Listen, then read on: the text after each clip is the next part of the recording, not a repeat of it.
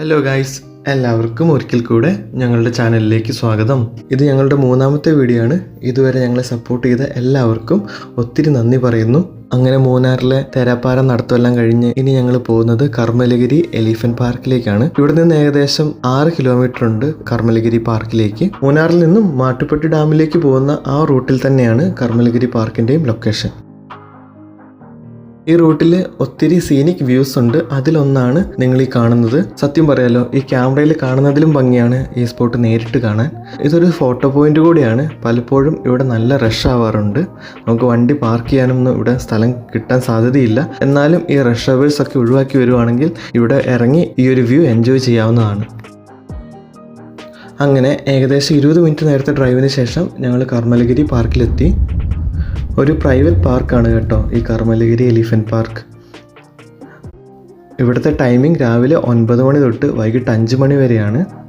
അഡൽട്ട്സിന് 400 രൂപയും കുട്ടികൾക്ക് 200 രൂപയുമാണ് ഇവിടുത്തെ ടിക്കറ്റ് റേറ്റ്.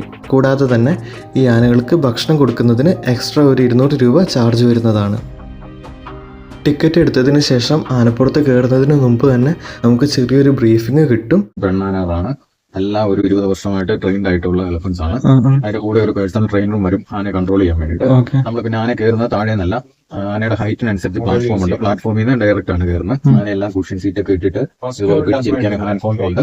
ഫുഡ് റെസ്റ്റ് ഉണ്ട്. ഫുഡ് റെസ്റ്റ് ചവിട്ടിയാണ് കയറുന്നത്. ഒരു 1/2 കിലോമീറ്റർ ഉള്ളിലോട്ട് നാട്ടിനുള്ളിലോട്ടാണ് പോകുന്നത്. അത് പ്ലെയിൻ സർഫസ് അല്ല, ഓഫ് റോഡ് ആയിരിക്കും. മേലെ കയറിയിട്ട് താഴേക്ക് ഇറങ്ങി വരുന്നത്. നല്ല സീനിക് വ്യൂസ് എല്ലാവർക്കും നല്ലൊരു എക്സ്പീരിയൻസ് ആയിരിക്കും.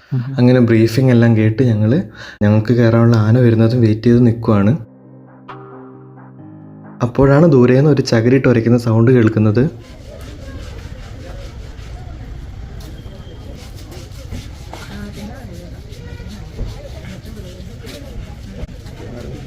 സോ ഇതിലൂടെയാണ് നമ്മൾ ആനയുടെ മുകളിൽ കയറുന്ന ഷെഡിലേക്ക് പോകേണ്ടത്. ആ ഷെഡിന് കുറുകെ ആന വന്ന് നിൽക്കും. അപ്പോൾ അതിൻ്റെ മുകളിലേക്ക് ആ ഒരു ഹൈറ്റിൽ നമുക്ക് കയറാവുന്നതാണ്. ആ കാണുന്നതൊക്കെ മത്തങ്ങയാണ്. ഇതും പൈനാപ്പിളും പിന്നെ കുറച്ച് ഫ്രൂട്ട്സ് ഒക്കെ കട്ട് ചെയ്തിട്ടാണ് ആ ബാസ്ക്കറ്റിൽ നമുക്ക് തരിക. ആ നിരത്തി വെച്ചേക്കുന്ന ബാസ്ക്കറ്റിൽ നിന്നാണ് ആന റൈഡ് കഴിഞ്ഞ് വരുമ്പോൾ നമ്മൾ ഫുഡ് എടുത്ത് കൊടുക്കുക. ഞങ്ങൾക്ക് കിട്ടിയേക്കുന്ന ടിക്കറ്റ് നമ്പർ 11 ആണ്. സോ ഞങ്ങളുടെ ടേൺ ആവാൻ വേണ്ടി ഇങ്ങനെ വെയിറ്റ് ചെയ്യുവാണ്. ഒരു കഷ്ണം അവൻ്റെ കയ്യിൽ നിന്ന് സ്ലിപ്പായിട്ട് അവൻ്റെ തലയിൽ വീണു. കുറേ നോക്കി അതൊന്ന് എടുക്കാൻ, ബട്ട് നടക്കുന്നില്ല എന്ന് കണ്ടപ്പോൾ അത് താഴെയിട്ടിട്ട് അവൻ്റെ വഴിക്ക് പോയി. അങ്ങനെ ഞങ്ങളുടെ ടേൺ വന്നു.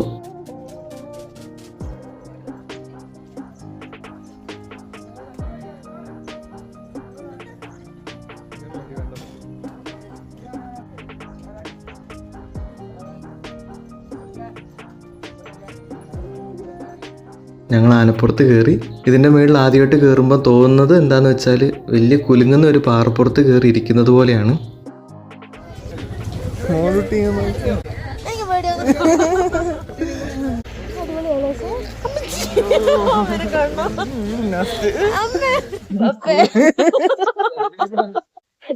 എന്ത് കുലുക്കമല്ലേ ഇത്, നല്ലൊരു ഫീലാണ്. വേറെ കാര്യം ഇറങ്ങുമ്പോ ആലോചിക്കാം.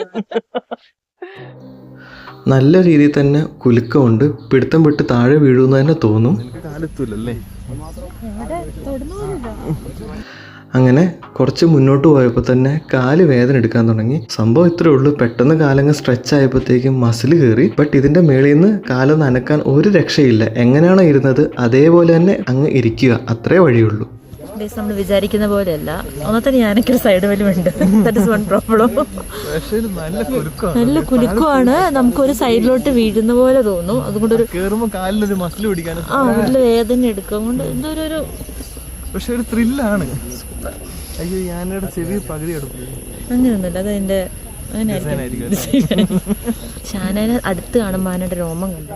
എന്താ തൊടുമ്പോ കട്ടിയുള്ള തൊലിയാണ്. ഫുള്ള് രോമം. ആ തൊലിയിൽ ചകിരൊക്കെ വിചാരിച്ചാൽ എന്തെങ്കിലും പറ്റൂടി? ഒന്നും പറ്റില്ല. ആണോ? ഇത്ര നേരം അത്യാവശ്യം ചെറിയൊരു കയറ്റമായിരുന്നെങ്കിൽ ഇനി ഒരു നല്ല ഇറക്കമാണ്. ഈ ആന നേരെ അങ്ങോട്ട് ഇറങ്ങുമ്പോൾ നമ്മൾ കരുതും ആനയും നമ്മളും കൂടെ ഇപ്പൊ താഴെ കിടക്കുമെന്ന്.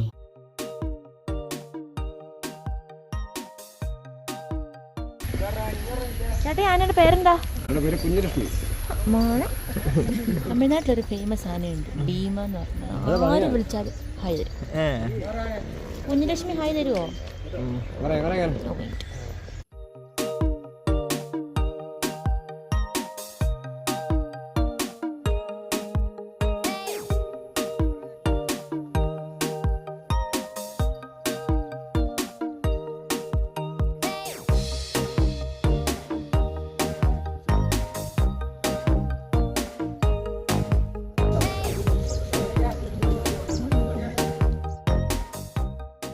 അങ്ങനെ ആനപ്പുറത്ത് കയറണം എന്നുള്ള ആഗ്രഹമൊക്കെ സാധിച്ചു. റൈഡ് കഴിഞ്ഞപ്പോൾ ഒരു ബാസ്ക്കറ്റ് ഞങ്ങളുടെ കുഞ്ഞുലക്ഷ്മിക്കും വാങ്ങിക്കൊടുത്ത് ഞങ്ങൾ കർമ്മലഗിരിയോട് ബൈ പറയുകയാണ്.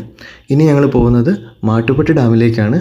അവിടെയുള്ള വിശേഷങ്ങൾ അടുത്ത വീഡിയോയിൽ കാണാം. സോ ഞങ്ങളുടെ വീഡിയോ ഇഷ്ടമാകുന്നുണ്ടെങ്കിൽ ഒരു ലൈക്ക് അടിക്കുക. ഈ യാത്രയിൽ ഞങ്ങളോടൊപ്പം ചേരാൻ ഞങ്ങളെ സബ്സ്ക്രൈബ് ചെയ്യുക.